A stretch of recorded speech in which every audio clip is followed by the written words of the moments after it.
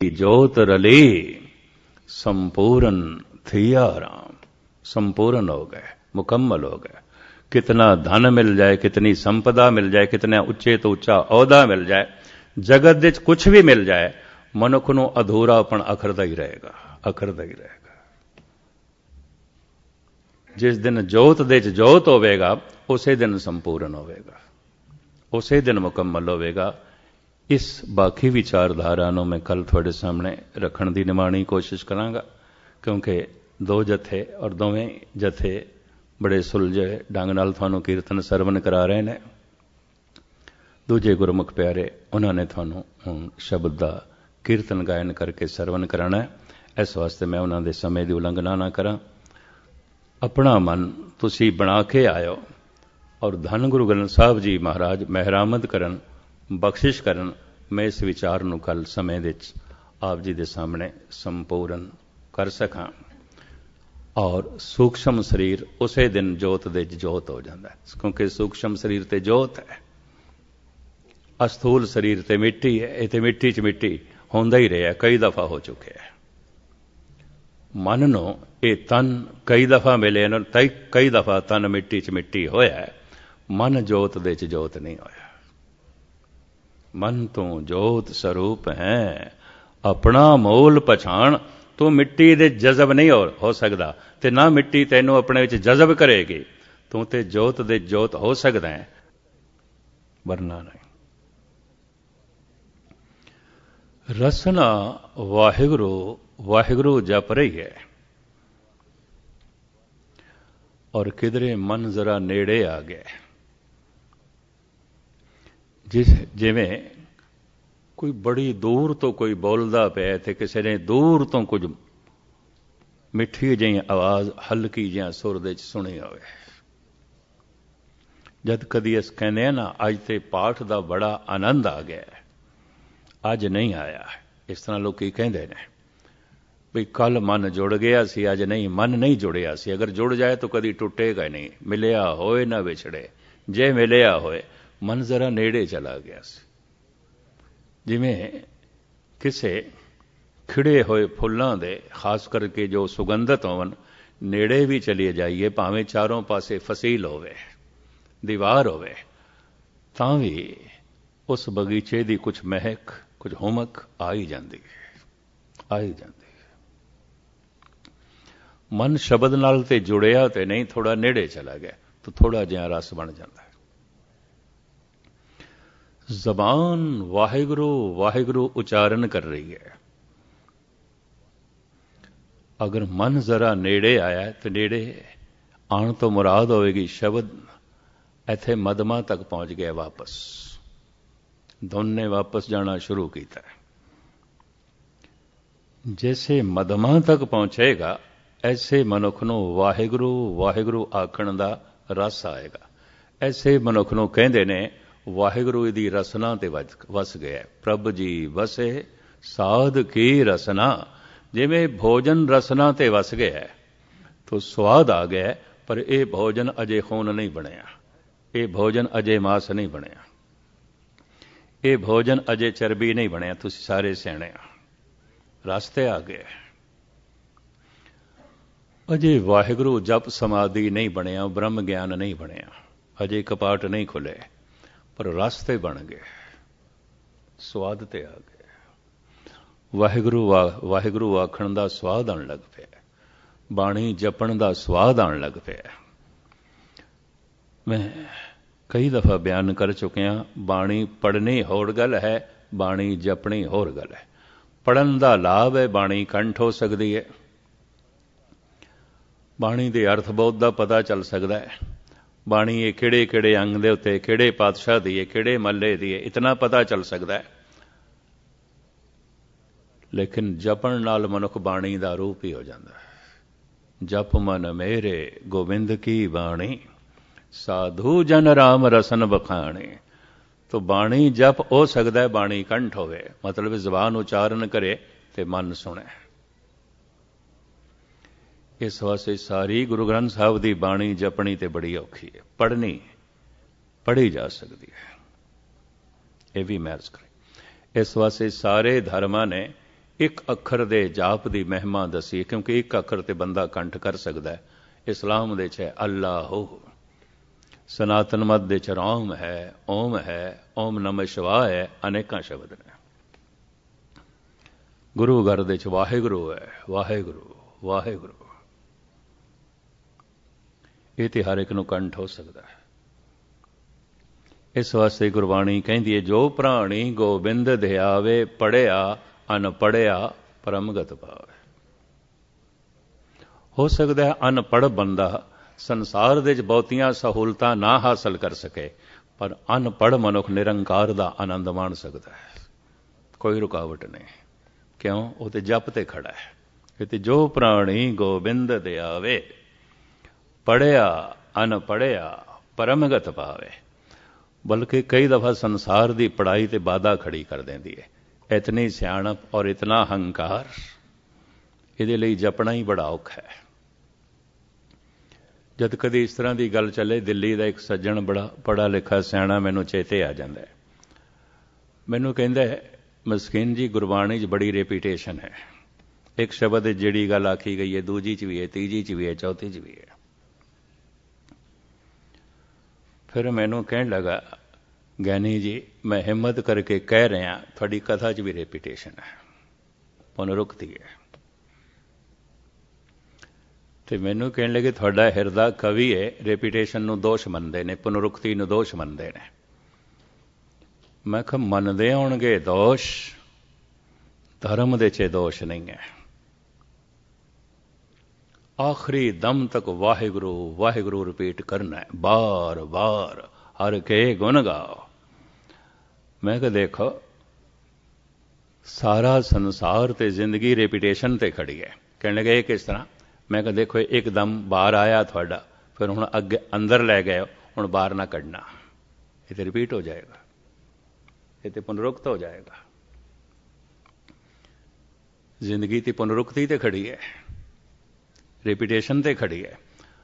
बार बार पानी पीण दी तैनूं कोई इतराज़ नहीं, बार बार रोटी खाण दी तैनूं कोई इतराज़ नहीं, घर दे जिहड़ियां गल्लां करदा वो भी बार बार ही करदा, रोज़ करदा, उहदे च भी तैनूं कोई इतराज़ नहीं। बार बार सिर्फ वाहिगुरू वाहिगुरू आखणे तैनूं इतराज़ है। बार बार हर के गुण गाओ, बार बार सिर्फ जपजी साहब दा जप करने तैनूं इतराज़ है। बार बार सिर्फ आसा दीवार सुनने तैनूं इतराज़ है। अजे तेरे मन दे धर्म दी भजन दी प्यास नहीं पैदा हुई, अगर तन दे भोजन दी भुख ना पैदा होवे, तो आयुर्वेद आचार्य कहते तन दे कोई नुक्स है या इनू बुखार चढ़िया होगा। हुण 104 डिग्री का बुखार चढ़िया होवे ते 36 प्रकार का भोजन परोस के अगे रखिए, आखिए बड़ी मेहनत नाल बनाया, छक ले, भावें कितनी मेहनत नाल बनाया होवे, भावें कितना स्वादी होवे, कहंदा मैनू भुख नहीं। फिर भी उसनूं प्रेरीए नहीं, जिंदा रहने वास्ते, शरीर की ताकत वास्ते खाना ही पेगा तैनूं। वो खांदा है, कहंदा स्वाद ही नहीं आता। पता है आयुर्वेद ऐसा कहंदे, मैनूं साइंस का तो पता नहीं की कहंदी है, जबान सारी स्वाद नहीं माणदी, थोड़े जिहे तंतु ने जो रस माणदे ने।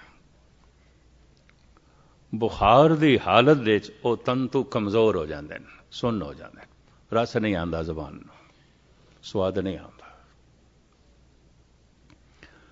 तो बुखार चढ़ाया मनुख कहंदा है स्वाद नहीं आता, मैनूं भोजन चंगा नहीं लगता। वाहिगुरू वाहिगुरू आखना जिन्हों चंगा ना लगे, समझ लेना इन्हें इहदे मन नूं विकारां दा बड़ा जबरदस्त बुखार चढ़िया है, रोगी है। जिन्हां नूं भोजन की भुख ना लगती होवे ते स्वाद ना आउंदा होवे, ऐसे तन दे रोगियां की तादाद बहुत थोड़ी है, बहुत थोड़ी है, बहुत थोड़ी है। पर जिन्हां नूं वाहिगुरू आखण दा रस नहीं आउंदा, ऐसे मानसिक रोगियां नाल सारा संसार भरिया पिया। जो जो दिसे सो सो रोगी, रोग रहत मेरा सतगुरु जोगी। जिहड़ा आखे मैं नहीं खांदा, मैनूं भुख नहीं, मैनूं स्वाद नहीं, बुखार चढ़िया है, रोगी है। जिहड़ा आखे मैं नहीं जपदा, की जपना, एवें रेपीटेशन है, समझ लेना जे भुख नहीं पैदा हुई, साचे नाम की लागे भूख। ये मन रोगी है, भयंकर रोगी है, लमकामा ना। ਜ਼ਬਾਨ ਉਚਾਰਨ ਕਰੇ ਵਾਹਿਗੁਰੂ ਵਾਹਿਗੁਰੂ। ਮਨ ਜ਼ਰਾ ਨੇੜੇ ਆ ਗਿਆ ਤੇ ਸ਼ਬਦ ਮਦਮਾ ਕੰਠ ਤੱਕ ਪਹੁੰਚ ਗਿਆ, ਐਸੇ ਮਨੁੱਖ ਨੂੰ ਰਸ ਆਉਣ ਲੱਗ ਪਏਗਾ। ਕਈ ਦਫਾ ਇਸ ਤਰ੍ਹਾਂ ਦਾ ਰਸ ਜ਼ਿੰਦਗੀ ਦੇ ਆਖਰੀ ਦਿਨਾਂ 'ਚ ਆਉਂਦਾ ਹੈ। ਜ਼ਿੰਦਗੀ ਤੇ ਸਾਰੀ ਲੰਘ ਗਈ ਆਉਂਦੀ ਹੈ, ਅਜੇ ਯਾਤਰਾ ਬਹੁਤ ਬਾਕੀ ਆਉਂਦੀ ਹੈ। ਸਰੀਰ ਉਸਦਾ ਜਾਂਦਾ ਰਹਿੰਦਾ ਹੈ, ਉਪਕਰਨ ਜੋ ਯੰਤਰ ਸੀ ਉਹ ਨਹੀਂ ਰਿਹਾ। ਕਈਆਂ ਦੇ ਜ਼ਰਾ ਹੋਰ ਅੱਗੇ ਪਸੰਤੀ, ਅਗਰ ਧੁਨ ਪਸੰਤੀ ਤੱਕ ਚਲੀ ਗਈ ਹੈ, ਵਾਹਿਗੁਰੂ ਧੁਨ ਪਸੰਤੀ ਬਣ ਗਈ ਹੈ, ਹਿਰਦੇ ਤੱਕ ਪਹੁੰਚ ਗਈ ਹੈ, ਐਸਾ ਮਨੁੱਖ ਅਨਾਹਦ ਨਾਦ ਸੁਣਦਾ ਹੈ। ਔਰ ਮੈਂ ਅਰਜ਼ ਕਰਾਂ, ਕੁਝ ਉਂਗਲੀਆਂ ਤੇ ਗਿਣੇ ਜਾਣ ਵਾਲੇ ਮਨੁੱਖ ਦੇਖੇ ਨੇ ਮੈਂ, ਜੋ ਅਨਾਹਦ ਨਾਦ ਨੂੰ ਸੁਣਦੇ ਨੇ। ਅਨਾਹਦ ਕਹਿੰਦੇ ਨੇ ਜੋ ਪ੍ਰਮਾਤਮਾ ਦਾ ਸ਼ਬਦ ਹੈ, ਪ੍ਰਮਾਤਮਾ ਦੀ ਆਵਾਜ਼। ਆਹਤ ਜੋ ਚੋਟ ਤੋਂ ਪੈਦਾ ਹੁੰਦੀ ਹੈ, ਟਕਰਾਓ ਤੋਂ ਜਿਹੜਾ ਸ਼ਬਦ ਪੈਦਾ ਹੋਵੇ ਉਹਨੂੰ ਕਹਿੰਦੇ ਨੇ ਆਹਤ। ਆਹਤ ਕਹਿੰਦੇ ਫਲਾਣੇ ਨੇ ਮੈਨੂੰ ਬੜੀ ਆਹਤ ਪਹੁੰਚਾਈ ਹੈ। ਆਹਤ ਦਾ ਮਤਲਬ ਚੋਟ। ਜੋ ਚੋਟ ਤੋਂ ਸ਼ਬਦ ਪੈਦਾ ਹੁੰਦਾ ਹੈ, ਪੱਥਰ ਨਾਲ ਪੱਥਰ ਟਕਰਾਵੇ, ਲੋਹੇ ਨਾਲ ਲੋਹਾ, ਸੋਨੇ ਨਾਲ ਸੋਨਾ, ਪਿੱਤਲ ਨਾਲ ਪਿੱਤਲ, ਜਾਂ ਪਾਣੀ ਪੱਥਰਾਂ ਨਾਲ ਟਕਰਾਵੇ, ਪਵਨ ਦਰਖਤਾਂ ਨਾਲ ਟਕਰਾਵੇ, ਇਹ ਜੋ ਆਵਾਜ਼ ਪੈਦਾ ਹੁੰਦੀ ਹੈ ਇਹਨੂੰ ਆਹਤ ਸ਼ਬਦ ਕਹਿੰਦੇ ਨੇ, ਜੋ ਸਾਡੇ ਕੰਨ ਸੁਣਦੇ ਨੇ। ਇੱਕ ਸ਼ਬਦ ਬ੍ਰਹਿਮੰਡ ਦੇ ਵਿੱਚ ਵਿਆਪਕ ਹੈ, ਘਟ ਘਟ ਵਾਜੇ ਨਾਲ, ਸਾਰਿਆਂ ਦੇ ਘਾਟੇ 'ਚ ਵੀ ਵੱਜ ਰਿਹਾ। ਕਿਉਂ? ਸਾਰਾ ਸੰਸਾਰ ਆਇਆ ਸ਼ਬਦ ਤੋਂ ਹੈ, ਔਰ ਸੰਸਾਰ ਦੇ 'ਚ ਸ਼ਬਦ ਮੌਜੂਦ ਹੈ। ਜੈਸੇ ਸਰੀਰ ਆਇਆ ਹੈ ਮਾਂ ਬਾਪ ਤੋਂ ਸਰੀਰ ਦੇ 'ਚ ਮਾਂ ਬਾਪ ਦੀ ਅੰਸ਼ ਮੌਜੂਦ ਹੈ। ਸਾਰੇ ਦਾ ਸਾਰਾ ਬ੍ਰਹਿਮੰਡ ਆਇਆ ਸ਼ਬਦ ਤੋਂ, ਸ਼ਬਦ ਬ੍ਰਹਿਮੰਡ ਦੇ 'ਚ ਮੌਜੂਦ ਹੈ। ਸੁਣਾਈ ਕਿਉਂ ਨਹੀਂ ਦਿੰਦਾ? ਮਨ ਚੁੱਪ ਕਰੇ ਤੇ ਸੁਣਾਈ ਦੇਗਾ। ਜਪ ਕਰਨ ਵਾਲੇ ਨੂੰ ਸੁਣਾਈ ਦੇ ਜਾਂਦਾ। ਕਦੋਂ?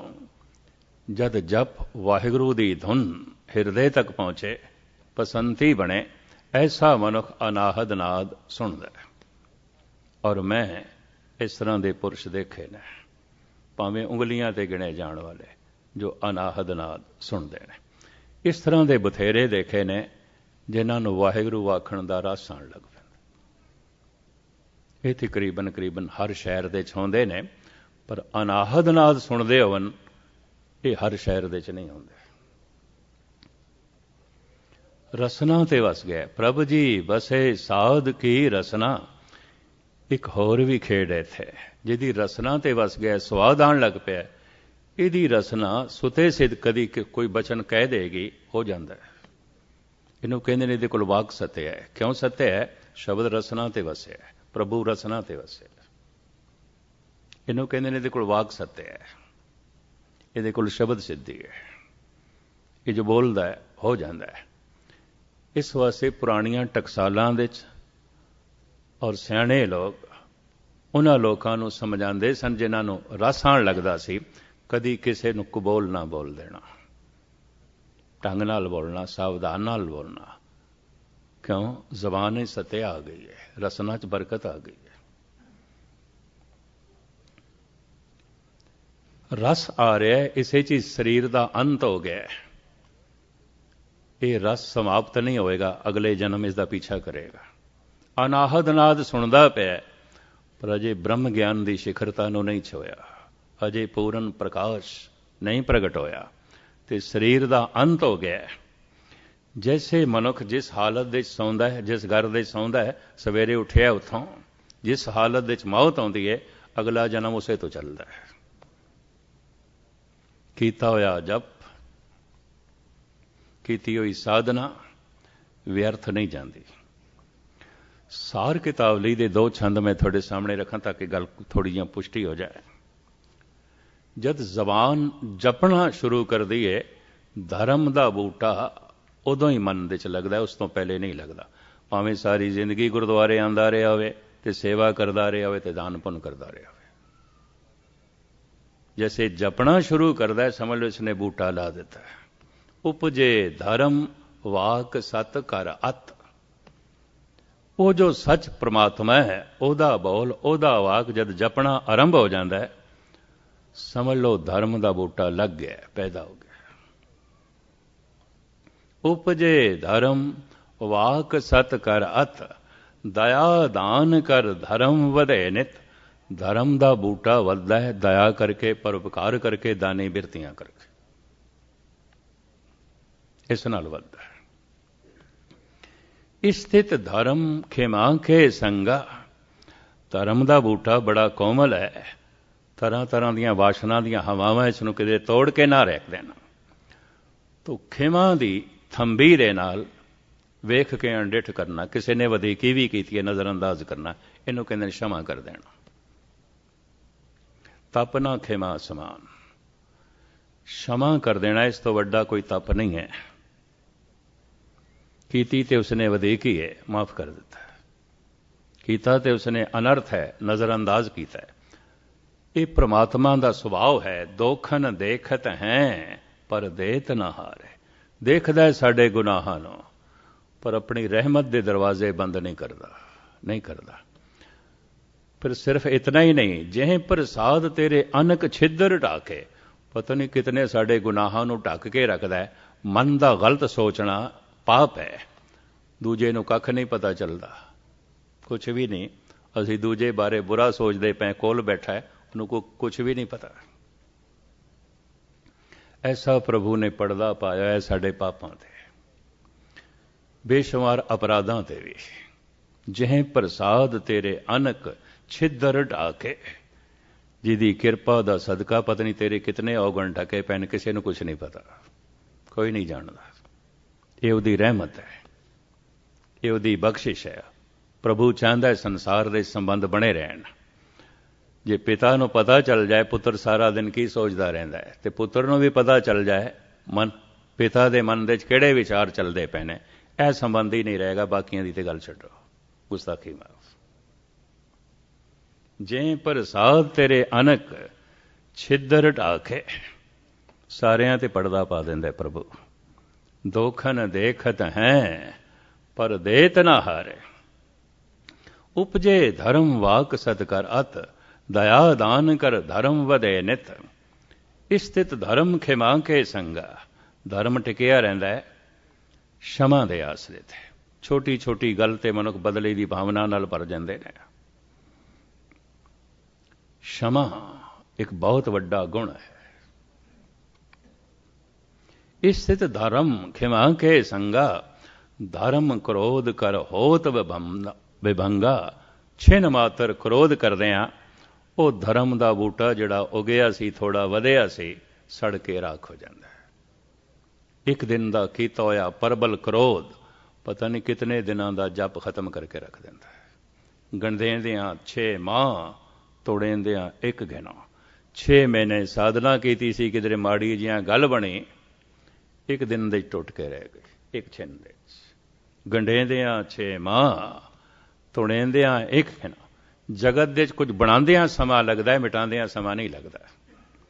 ਇੱਕ ਮਨੁੱਖ ਜਵਾਨ ਹੋਇਆ, ਕਮ ਸੇ ਕਮ 18, 19, 20 ਸਾਲ ਤੇ ਲੱਗੇ ਨੇ, ਪਰ ਜ਼ਹਿਰ ਦੇ ਕੇ ਮਾਰਨ ਲੱਗਿਆ ਇਸ ਨੂੰ 20 ਸਾਲ ਲੱਗਣਗੇ। ਗੋਲੀ ਨਾਲ ਇਹਨੂੰ ਮਾਰਨ ਲੱਗਿਆ 20 ਸਾਲ ਲੱਗਣਗੇ। ਉਹ ਨਹੀਂ, ਤੁਣੇਂਦਿਆਂ ਇੱਕ ਖਿਨੋ। ਇੱਕ ਦਰਖਤ ਕਿਧਰੇ 5-4 ਸਾਲਾਂ ਵਿੱਚ ਆਸਮਾਨ ਨੂੰ ਛੂਹਣ ਲੱਗਾ ਹੈ, ਇਹਨੂੰ ਕੱਟਣ ਲੱਗਿਆ 5-4 ਸਾਲ ਲੱਗਣਗੇ। 1 ਮਿੰਟ ਦੇ। ਕੱਲ ਖੜੇ ਸਨ 8-10 ਦਰਖਤ, ਮੈਂ ਖੜੇ ਹੋ ਕੇ ਦੇਖਦਾ ਰਿਹਾ, 5 ਮਿੰਟਾਂ 'ਚ ਸਾਰੇ ਢਾ ਕੇ ਪਰੇ ਕਰ ਦਿੱਤੇ। ਤੁਣੇਂਦਿਆਂ ਇੱਕ ਖਿਨਾ। ਕਿਆ ਇੱਕ ਖਿੰਨ ਦੇ 'ਚ ਇਤਨਾ ਵੱਡਾ ਦਰਖਤ ਬਣਿਆ? ਟੁੱਟੇਗਾ ਇੱਕ ਖਿੰਨ ਦੇ 'ਚ। ਕਿਆ ਇੱਕ ਖਿੰਨ ਦੇ 'ਚ ਇਹ ਮਨੁੱਖ ਜਵਾਨ ਹੋਇਆ? ਨਹੀਂ, ਇੱਕ ਦਿਨ ਦੇ 'ਚ ਮਾਰਿਆ ਜਾ ਸਕਦਾ ਹੈ, ਖਤਮ ਕੀਤਾ ਜਾ ਸਕਦਾ ਹੈ। 6 ਮਹੀਨੇ ਲੱਗ ਗਏ, ਜਪ ਕਿਧਰੇ ਰਸ ਬਣਿਆ, ਸਵਾਦ ਆਣ ਲੱਗਾ। ਤੁੜੇਂਦਿਆਂ ਇੱਕ ਖਿਨਾ। ਧਰਮ ਕ੍ਰੋਧ ਕਰ ਹੋਤ ਵਿਭੰਗਾ। ਛਿਨ ਮਾਤਰ ਪਰਬਲ ਕ੍ਰੋਧ ਕੀ ਕੀਤਾ ਹੈ, ਬੂਟਾ ਸੜ ਕੇ ਸੁਆਹ ਹੋ ਗਿਆ। ਜਿਸ ਅਵਸਥਾ ਦੇ ਵਿੱਚ ਭਾਵ ਰਸ ਆ ਰਿਹਾ ਹੈ ਤੇ ਸਰੀਰ ਦੀ ਮੌਤ ਹੋ ਗਈ, ਜਾਂ ਅਨਾਹਦ ਨਾਦ ਸੁਣਦਾ ਪਿਆ, ਸਰੀਰ ਨੇ ਸਾਥ ਨਹੀਂ ਦਿੱਤਾ, ਸਰੀਰ ਜਾਂਦਾ ਰਿਹਾ। ਐਸੇ ਮਨੁੱਖ ਦਾ ਕੀਤਾ ਕਿਤਾਇਆ ਵਿਅਰਥ ਨਹੀਂ ਜਾਏਗਾ, ਅਗਲੇ ਜਨਮ ਵਿੱਚ ਨਾਲ ਚਲੇਗਾ। ਉਸ ਪੁੰਨ ਪ੍ਰਤਾਪ ਦਾ ਸਦਕਾ ਫਿਰ ਸਾਰ ਕਿਤਾਵਲੀ ਦਾ ਕਰਤਾ ਕਹਿੰਦਾ, ਸ਼ੁਭ ਕੁਲ ਜਨਮ। इसका जन्म बहुत किसी अच्छी कुल दे च होवेगा। शुभ कुल जन्म स्वरूप तन, तन करके बड़ा खूबसूरत होवेगा, ਇਹਦਾ तन प्रभावित करेगा। शुभ कुल जन्म स्वरूप तन, भूप भोग आपत। बहुत वड्डी भूमि जमीनों जायदाद का मालिक होवेगा, धनवान होवेगा और करीबन करीबन संसारियां विपतावां तो बचिया होवेगा। पंडित देही अरोग पुन धर्म जान फल सत। विद्वान होवेगा, बड़ा तीक्ष्ण बुद्धि होवेगी। कहते ने झूले दे च पिंगूड़े च बच्चे की होंद का पता चल जाता है, ये तीक्ष्ण बुद्धि का। सियाणे मनुख अंदाजा ला लेंदे। पंडित देही अरोगपन, ता जिंदगी की देही दे कोई भयंकर रोग नहीं होवेगा, असाध रोग नहीं होवेगा। पंडित देही अरोगपुन, धर्म जान फल सथ। पूर्वले कीते हुए धर्म का यह फल है। दानंग परा पुरबेण भुजनते महीपते। एक मनुख ने पत्नी कितनी गालना गालीए, कितनी गालना घल के साजो समान ते कारोबार की तरक्की हासिल की है, पर एक मनुख का जन्म ही हो गया किसी राजे के घर, किसी अरबापति के घर। वो तो जन्म तो अरबापति, उन्हें कख भी नहीं किया, पर पिछली साधना नाल चलती। दानंग परा पूर्वेण, गुरु अर्जन देव जी महाराज। दानंग परा पूर्वेण भुजनते महीपते। खैर शुभ कुल जन्म स्वरूप तन, भूप भोग आपत। पंडित देही अरोग पुन, धर्म जान फल सत।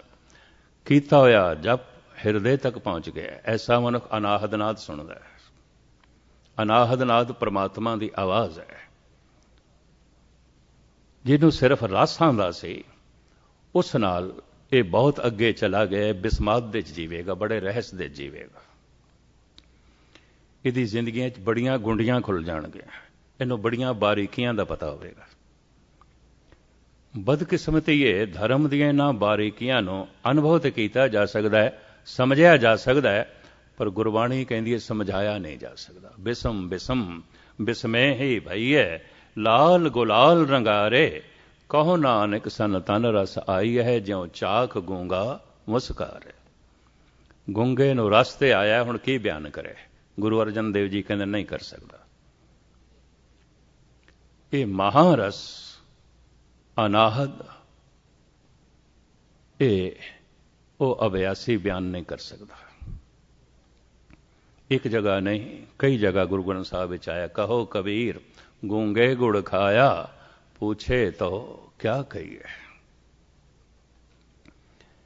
इनो मिर्जा गालिब अपने आलमाना ढंग नाल बयान करता है।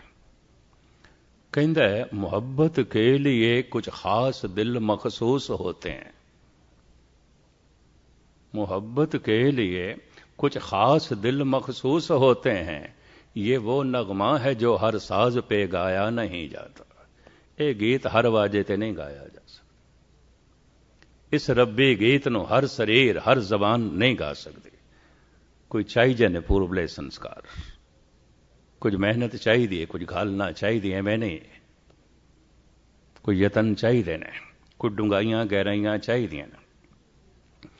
मोहब्बत के लिए कुछ खास दिल मखसूस होते हैं। ये वो नगमा है जो हर साज पे गाया नहीं जाता। मोहब्बत असल में मखमूर वो राज़े हकीकत है। समझ में आ गया है फिर भी समझाया नहीं जाता। कहता गल मैं समझ ली, हूँ मैं की समझावा, किस तरह समझावा, आखर ही कोई नहीं। कहो कबीर गूंगे गुड़ खाया, पूछे तो क्या कहिए। कहो नानक सन तन रस आई गए, ज्यों चाख गूंगा मुस्कारे। तिसकी सोए सुनी मन हरिया। वो आवाज, वो अनाहद नाद और उहदे च प्रभु की शोभा महिमा सुन के अभ्यासी आनंदित हो जाता है, हैरानकुन हो जाता है, रहस्यमयी हालत हो जाता है। अगर जप जारी है तो धुन पहुंच जाए किथे, धुनी तक बैखरी परा बन जाए। तो चूंकि समा हो गया, मैं छेती छेती बयान करा। ਗੰਢ ਹਮੇਸ਼ਾ ਲਈ ਖੁੱਲ ਜਾਂਦੀ ਹੈ, ਨਾਭੀ ਹਮੇਸ਼ਾ ਲਈ ਖੁੱਲ ਜਾਂਦੀ ਹੈ। ਪਵਨ ਦੀ ਚੋਟ ਨਾਲ ਨਾਭੀ ਖੁੱਲੀ ਸੀ ਤੇ ਧੁਨ ਉੱਠੀ ਸੀ। ਹੁਣ ਧੁਨ ਦੀ ਚੋਟ ਨਾਲ ਨਾਭੀ ਖੁੱਲੀ ਹੈ, ਬੈਖਰੀ ਪਰਾ ਬਣੀ ਹੈ, ਗੰਗਾ ਗੰਗੋਤਰੀ 'ਚ ਪਹੁੰਚ ਗਈ ਹੈ। ਧੁਨ ਜਿੱਥੋਂ ਨਿਕਲੀ ਸੀ ਵਾਪਸ ਉੱਥੇ ਹੀ ਪਹੁੰਚ ਗਈ ਹੈ। ਉਲਟੀ ਗੰਗਾ ਜਮਨ ਮਿਲਾਉ। ਇਹ ਨਾਭੀ ਦੋ ਹਾਲਤਾਂ ਦੇ ਵਿੱਚ ਪੂਰੀ ਖੁੱਲ੍ਹਦੀ ਹੈ ਹਮੇਸ਼ਾ ਲਈ। ਇੱਕ ਤੇ ਜਦ ਆਖਰੀ ਪ੍ਰਾਣ ਇਹਦੇ ਚੋਂ ਨਿਕਲਦਾ ਹੈ, ਮਰਨ ਲੱਗਿਆ। ਆਖਰੀ ਪ੍ਰਾਣ ਆਯੁਰਵੇਦ ਆਚਾਰੀਆ, ਮੈਂ ਫਿਰ ਅਰਜ਼ ਕਰਾਂ ਅਜੋਕੀ ਸਾਇੰਸ ਦਾ ਮੈਨੂੰ ਨਹੀਂ ਪਤਾ ਕੀ ਕਹਿੰਦੇ ਨੇ, ਮੈਡੀਕਲ ਸਾਇੰਸ ਕੀ ਕਹਿੰਦੀ ਹੈ। ਆਯੁਰਵੇਦ ਆਚਾਰੀਆ ਕਹਿੰਦੇ ਨੇ ਪ੍ਰਾਣ ਹੱਥਾਂ 'ਚੋਂ ਚਲੇ ਗਏ, ਹੱਥ ਸੁੰਨ ਹੋ ਗਏ, ਜ਼ਬਾਨ 'ਚੋਂ ਚਲੇ ਗਏ, ਜ਼ਬਾਨ ਸੁੰਨ ਹੋ ਗਈ, ਅੱਖਾਂ 'ਚੋਂ ਚਲੀ ਗਈ, ਅੱਖਾਂ ਦੇਖਣੋਂ ਰਹਿ ਗਈਆਂ, ਮਨੁੱਖ ਜ਼ਿੰਦਾ ਹੈ। ਪੈਰਾਂ 'ਚੋਂ ਚਲੇ ਗਏ ਪ੍ਰਾਣ, ਪੈਰ ਸੁੰਨ ਹੋ ਗਏ, ਮਨੁੱਖ ਜ਼ਿੰਦਾ ਹੈ। ਆਖਰੀ ਪ੍ਰਾਣ ਨਾਭੀ ਦੇ 'ਚ ਆਉਂਦਾ ਹੈ। ਜੈਸੇ ਆਖਰੀ ਪ੍ਰਾਣ ਨਾਭੀ ਦੇ 'ਚੋਂ ਰੁਖਸਤ ਆਉਂਦਾ ਹੈ ਤਾਂ ਸਰੀਰ ਦੀ ਜਿਹੜੀ ਹਾਲਤ ਬਣਦੀ ਹੈ ਉਹ ਇਹ ਬਣਦੀ ਹੈ, ਹੱਥ ਮਰੋੜੇ ਤਨ ਕਪੇ ਸਿਆਊ ਹੋਆ ਸੇ। ਤਨ ਤੇ ਕੰਬਣੀ ਛਿੜ ਜਾਂਦੀ ਹੈ, ਦੰਦੀਆਂ ਵੱਜਦੀਆਂ ਨੇ, ਮੁੱਠੀਆਂ ਇੰਜ ਬੰਦ ਆਉਂਦੀਆਂ। ਤੋ ਸਿਆਣਾ ਮਨੁੱਖ ਕਹਿੰਦਾ ਗੰਢ ਖੁੱਲ ਗਈ, ਨਾਭੀ ਖੁੱਲ ਗਈ। ਆਜ ਕਾਲ ਖੁੱਲੇ ਤੇਰੀ ਗਾਂਠੜੀ। ਇਹਦੇ ਨਾਲ ਸਰੀਰ ਦੀ ਮੌਤ ਹੋ ਜਾਂਦੀ ਹੈ, ਸਰੀਰ ਖਤਮ ਹੋ ਜਾਂਦਾ ਹੈ। ਸ਼ਬਦ ਦੀ ਚੋਟ ਨਾਲ ਜਦ ਇਹ ਗੰਢ ਖੁੱਲਦੀ ਹੈ, ਨਾਭੀ ਖੁੱਲਦੀ ਹੈ, ਤਨ ਜ਼ਿੰਦਾ ਰਹਿੰਦਾ ਹੈ, ਮਨ ਦੀ ਮੌਤ ਹੋ ਜਾਂਦੀ ਹੈ। ਮਨ ਦੀ ਮੌਤ ਇਸ ਤਰ੍ਹਾਂ ਹੋ ਜਾਂਦੀ ਹੈ ਜਿਵੇਂ ਬੂੰਦ ਮਰ ਗਈ ਹੈ। ਕਿਵੇਂ ਮਰ ਗਈ ਹੈ? ਸਾਗਰ ਦੇ 'ਚ ਲੀਨ ਹੋ ਗਈ। ਹੁਣ ਬੂੰਦ ਨਹੀਂ ਹੈ, ਖਤਮ ਹੋ ਗਈ। ਬੂੰਦ ਸਾਗਰ ਹੋ ਗਈ ਹੈ। ਬੂੰਦ ਦੀ ਹੁਣ ਆਪਣੀ ਕੋਈ ਹੋਂਦ ਨਹੀਂ ਰਹੀ।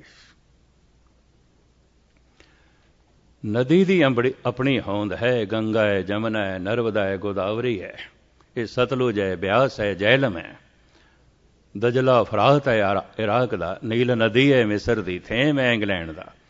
ਪਰ ਸਾਗਰ ਦੇ ਜਦ ਲੀਨ ਹੋ ਜਾਂਦੇ ਨੇ, ਲੱਭੋ ਥੇਮ ਨੂੰ ਕਿੱਥੇ? ਸਾਗਰ ਦੇ 'ਚ ਲੱਭੋ ਗੰਗਾ ਨੂੰ। ਸਾਗਰ ਦੇ 'ਚ ਸਾਗਰ ਹੈ, ਗੰਗਾ ਨਹੀਂ ਹੈ। ਸਾਗਰ ਦੇ 'ਚ ਸਾਗਰ ਹੈ, ਜਮਨਾ ਨਹੀਂ ਹੈ। ਸਾਗਰ ਦੇ 'ਚ ਸਾਗਰ ਹੈ, ਸਤਲੁਜ ਨਹੀਂ ਹੈ। ਸਾਗਰ ਦੇ 'ਚ ਸਾਗਰ ਹੈ, ਦਜਲਾ ਤੇ ਫਰਾਤ ਨਹੀਂ ਹੈ, ਨੀਲ ਨਦੀ ਨਹੀਂ ਹੈ। ਐਸਾ ਮਨੁੱਖ ਜਦ ਪਰਮਾਤਮਾ 'ਚ ਲੀਨ ਹੋ ਜਾਂਦਾ, ਜ਼ਾਤ ਮਜ਼ਹਬ ਸਭ ਚਲੀ ਜਾਂਦੀ ਹੈ। ਐਸੇ ਮਨੁੱਖ ਦਾ ਕੋਈ ਮਜ਼ਹਬ ਨਹੀਂ ਹੁੰਦਾ। ਨਮਸਤੰ ਅਮਜਵੇ ਨਮਸਤਸਤ ਅਜਵੇ। ਨਮਸਕਾਰ ਹੈ ਪ੍ਰਭੂ ਤੇਰਾ, ਕੋਈ ਮਜ਼ਹਬ ਨਹੀਂ। ਜਦ ਕੋਈ ਉਸ ਦੇ 'ਚ ਲੀਨ ਹੋ ਜਾਂਦਾ, ਉਸਦਾ ਕੋਈ ਮਜ਼ਹਬ ਨਹੀਂ, ਉਹਦੀ ਕੋਈ ਜ਼ਾਤ ਪਾਤ ਨਹੀਂ। ਜ਼ਾਤ ਪਾਤ ਹੈ, ਸਾਗਰ ਦੇ ਨੇੜੇ ਗਿਆ ਹੋਵੇਗਾ, ਅਜੇ ਲੀਨ ਨਹੀਂ ਹੈ। ਅਜੇ ਮਜ਼ਹਬ ਦਾ ਮਾਣ ਹੈ, ਸਾਗਰ ਦੇ ਨੇੜੇ ਹੋਵੇਗਾ, ਅਜੇ ਸਾਗਰ ਦੇ 'ਚ ਲੀਨ ਨਹੀਂ ਹੋਇਆ। ਨਮਸਤੰ ਅਮਜਵੇ, ਨਮਸਕਾਰ ਹੈ ਪ੍ਰਭੂ ਤੈਨੂੰ, ਤੇਰਾ ਕੋਈ ਮਜ਼ਹਬ ਨਹੀਂ। ਨਮਸਤਸਤ ਅਜਵੇ।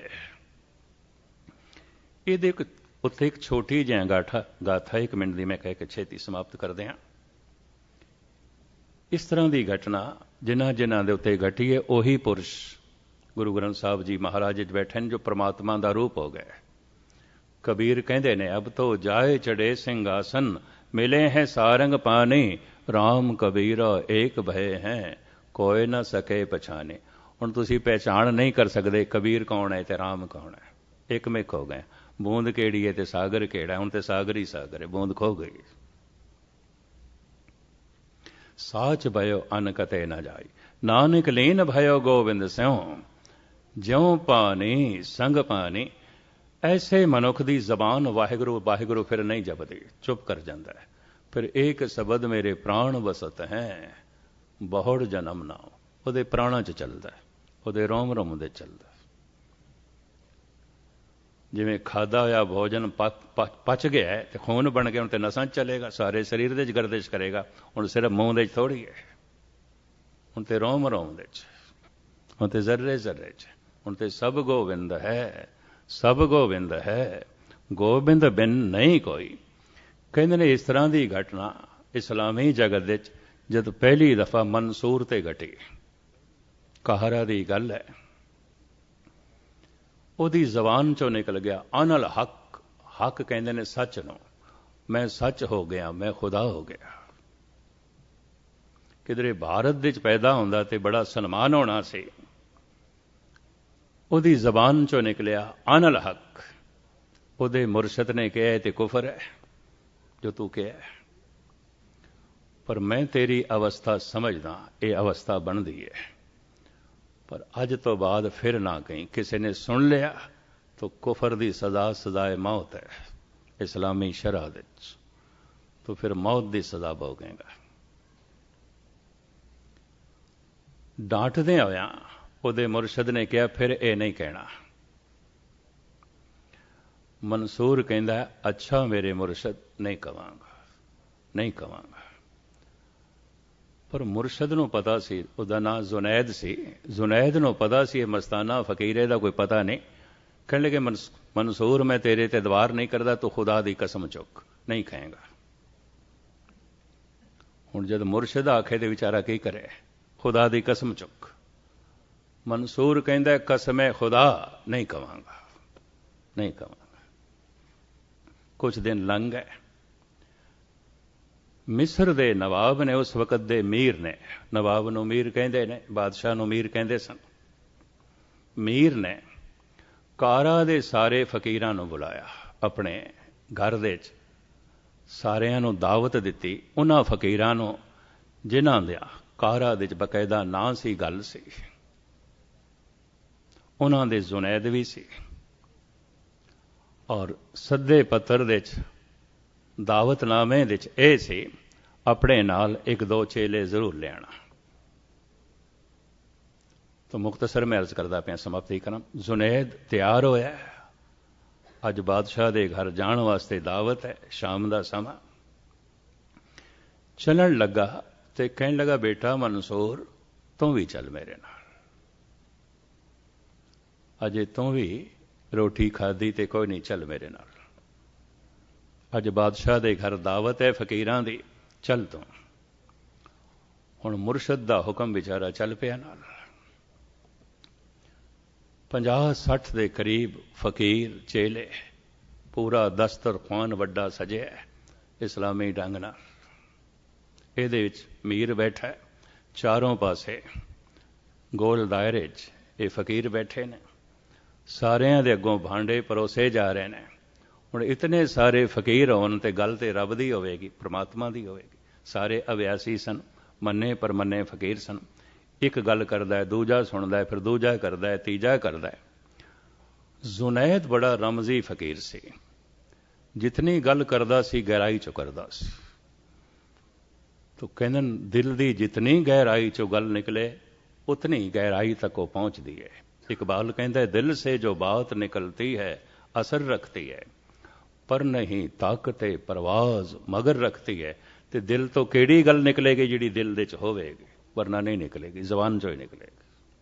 ਖੈਰ ਇਸ ਵਿਸ਼ੇ ਨੂੰ ਮੈਂ ਲਮਕਾਵਾਂ ਨਾ। ਜ਼ੁਨੈਦ ਬੜਾ ਗਹਿਰਾਈ ਚ ਬੋਲ ਰਿਹਾ ਸੀ। ਕੋਲ ਬੈਠਾ ਸੀ ਜ਼ੁਨੈਦ ਜੋ ਹੈ ਮਨਸੂਰ, ਉੱਚੀ ਆਵਾਜ਼ ਚ ਨਿਕਲ ਗਿਆ ਅਨਲ ਹਕ, ਅਨਲ ਹਕ। ਹੱਕ ਕਹਿੰਦੇ ਨੇ ਸੱਚ ਨੂੰ। ਹੱਕ ਹੱਕ ਅੰਦੇਸ਼ ਗੁਰੂ ਗੋਬਿੰਦ ਸਿੰਘ, ਬਾਦਸ਼ਾਹ ਦਰਵੇਸ਼ ਗੁਰੂ ਗੋਬਿੰਦ ਸਿੰਘ। ਐ ਕਲਗੀਧਰ ਤੁਸੀਂ ਤੇ ਹੱਕ ਹੋ, ਸੱਚ ਦਾ ਰੂਪ ਹੋ। ਉਹਦੇ ਮੂੰਹ ਨਿਕਲ ਗਿਆ ਅਨਲ ਹੱਕ, ਮੈਂ ਤੇ ਸੱਚ ਹੋ ਗਿਆ, ਮੈਂ ਤੇ ਸੱਚ ਦਾ ਰੂਪ ਹੋ ਗਿਆ। ਉਹ ਜਿਹੜਾ ਮਿਸਰ ਦਾ ਮੀਰ ਸੀ, ਨਵਾਬ ਬਾਦਸ਼ਾਹ, ਉਹਨੇ ਕਿਹਾ ਕੁਫਰ, ਇਹ ਕਾਫਰ ਹੈ। ਜ਼ੁਨੈਦ ਨੂੰ ਡਾਂਟਦਿਆਂ ਹੋਇਆ ਕਿਹਾ ਤੂੰ ਕਾਫਰ ਨੂੰ ਨਾਲ ਲਿਆਂਦਾ, ਭਰੀ ਮਹਿਫਿਲ ਦੇ ਵਿੱਚ ਕੁਫਰ ਬੋਲਦਾ। ਪਕੜਿਆ ਗਿਆ। 15 ਦਿਨ ਇਸ ਤੇ ਮੁਕੱਦਮਾ ਚਲਿਆ। ਕਾਜ਼ੀਆਂ ਨੇ ਫਤਵਾ ਲਾਇਆ ਸਜ਼ਾਏ ਮੌਤ, ਪਰ ਸਜ਼ਾਏ ਮੌਤ ਸੂਲੀ ਤੇ ਚਾੜ ਕੇ ਦੇਵੋ ਔਰ ਇਸ ਤੋਂ ਪਹਿਲੇ ਇਸ ਨੂੰ ਪੱਥਰ ਵੀ ਮਾਰੋ। ਇਹ ਕੁਫਰ ਬੋਲੇ। ਇਸਲਾਮੀ ਇਤਿਹਾਸ ਦੇ ਵਿੱਚ ਮਨਸੂਰ ਦਾ ਆਪਣਾ ਨਾਮ ਹੈ, ਵਿਚਾਰੇ ਨੂੰ ਬਹੁਤ ਤੜਪਾ ਕੇ ਮਾਰੇ ਗਏ। ਮੁਖਤਸਰ ਮੈਂ ਅਰਜ਼ ਕਰਾਂ, ਸਰੇਆਮ ਜਦ ਸੂਲੀ ਤੇ ਚਾੜਨ ਵਾਸਤੇ ਲੈ ਕੇ ਗਏ ਨੇ, ਹਜ਼ਾਰਾਂ ਦਾ ਇਕੱਠ। ਜ਼ੁਨੈਦ ਵੀ ਪਹੁੰਚਿਆ। ਸਾਰੀਆਂ ਵਿਚਾਰਾਂ ਨੂੰ ਮੈਂ ਇੱਕ ਪਾਸੇ ਰੱਖ ਕੇ ਮੂਲ ਗੱਲ ਕਹਿ ਕੇ ਸਮਾਪਤ ਕਰਾਂ। ਜ਼ੁਨੈਦ ਕੋਲ ਗਿਆ। ਮਨਸੂਰ ਦੇ ਸਿਰ ਤੇ ਹੱਥ ਰੱਖ ਕੇ ਕਹਿੰਦਾ, ਬੇਟਾ ਪਾਗਲਾਂ ਦੀ ਭੀੜ ਵਿੱਚ ਇਤਨਾ ਸਿਆਣਾ ਹੋ ਜਾਣਾ ਵੀ ਇੱਕ ਪਾਗਲਪਨ ਹੈ। ਪਾਗਲਪਨ। ਗੁਨਾਹਗਾਰਾਂ ਦੀ ਭੀੜ ਦੇ ਜਿਹੜੇ ਉੱਥੇ ਲਫ਼ਜ਼ ਇਸਲਾਮੀ ਨੇ, ਮੈਂ ਉਹਨਾਂ ਨੂੰ ਹਿੰਦੀ ਰੂਪ ਦੇ ਰਿਹਾ, ਪੰਜਾਬੀ ਰੂਪ ਦੇ। ਗੁਨਾਹਗਾਰਾਂ ਦੇ ਇਕੱਠ ਦੇ ਚ, ਭੀੜ ਦੇ ਚ ਇਤਨਾ ਸਵਾਬਸ਼ੀਲ ਹੋ ਜਾਣਾ, ਇਤਨਾ ਪੁਨੀਤ ਹੋ ਜਾਣਾ, ਇੰਜ ਲੱਗਦਾ ਪਿਆ ਜਿਵੇਂ ਇਹ ਵੀ ਇੱਕ ਪਾਪ ਹੋਵੇ। ਭੀੜ ਪਾਗਲਾਂ ਦੀ ਹੈ, ਸਿਆਣਾ ਤੋਂ ਇੱਕ। ਭੀੜ ਤੇ ਪਾਪੀਆਂ ਦੀ ਹੈ, ਪੁਨੀਤ ਤੋਂ ਇੱਕ। ਮੈਂ ਤੈਨੂੰ ਨਹੀਂ ਬਚਾ ਸਕਦਾ, ਮੈਨੂੰ ਅਫਸੋਸ ਹੈ, ਮੈਂ ਤੈਨੂੰ ਨਹੀਂ ਬਚਾ ਸਕਦਾ। ਮਨਸੂਰ ਕਹਿੰਦਾ, ਮੇਰੇ ਮੁਰਸ਼ਦ ਇਸ ਦਾ ਗਮ ਬਿਲਕੁਲ ਨਾ ਕਰੋ, ਬਚਣ ਦੀ ਅੰਦਰ ਤੇ ਉਮੰਗ ਹੀ ਨਹੀਂ ਰਹੀ।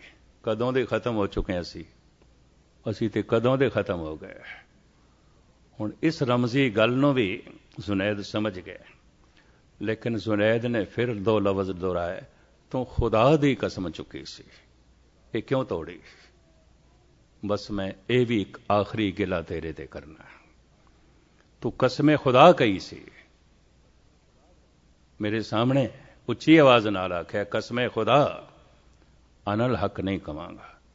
ਇਤਨਾ ਵੱਡਾ ਜੁਰਮ ਤੂੰ ਕਿਉਂ ਕੀਤਾ? ਖੁਦਾ ਦੀ ਕਸਮ, और फिर तेरे जैसा फकीर तोड़ देवे।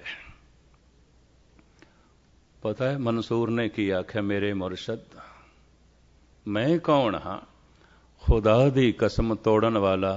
मेरे मुर्शद जब खुदा ही आखन लग पवे अनल हक, तो फिर मंसूर विचारा की करे। कहने जुनैद उसके कदमां ते गिरिया। इस्लामी जगत विच पहली दफा होया है कि मुर्शद अपने चेले के कदमां ते गिरिया है। तू ठीक कहना है, तू मिट गया है, ये तू नहीं बोलिया, खुदा ही बोले।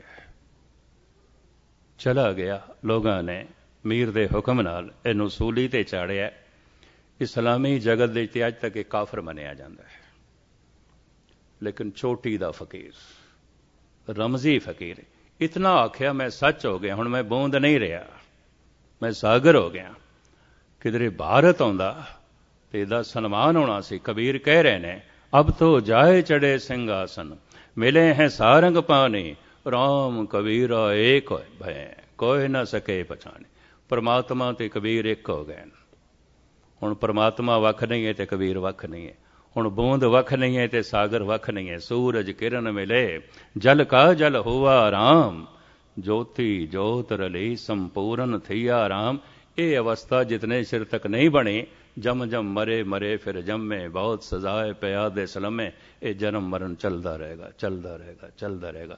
सतगुरु रहमत करन, अमृत वेले उठ के ये जप करिया करो, और इसे जीवन विच ये अवस्था बने, ताकि फिर मुड़ के साडा आवना ना आवे। जैसे कबीर बेनती पे कर देन, अब की बार बख्श बंदे को, बौर ना भौ जल फेरा। मुड़ के नहीं आवना, अद की बख्शिश कर दे, अद की मेरी यात्रा पूरी हो जाए।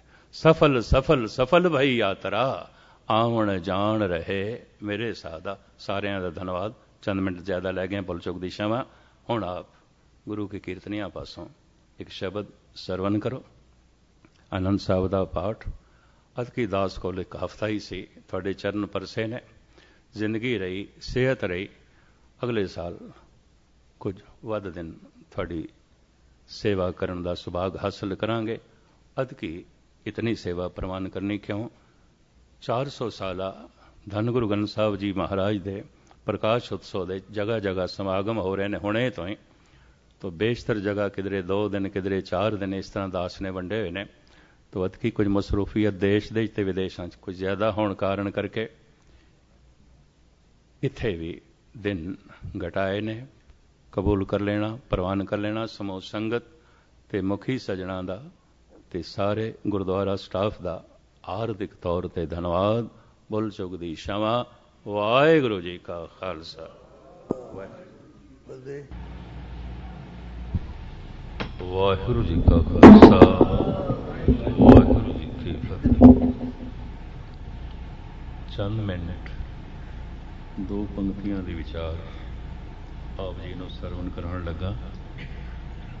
प्रभ के सिमरन होए सो भला, प्रभ के सिमरन सो फल फला। दो पंक्तियां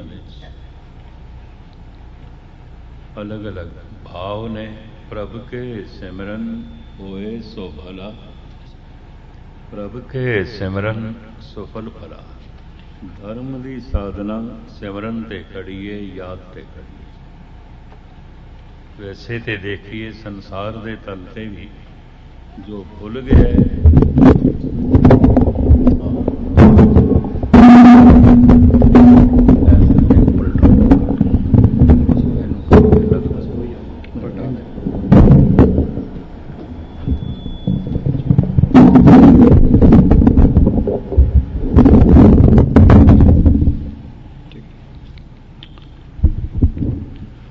सारे संबंध यादां ते खड़े ने। जो याद दे च है संबंध जुड़िया है, जो भुल गया संबंध टूट गया। सवाल ये नहीं वो संबंधी है, रिश्तेदार है, या उस नाल कोई पुराने संबंध ने। भुल गया तो संबंध टूट गया, याद ही नहीं आती।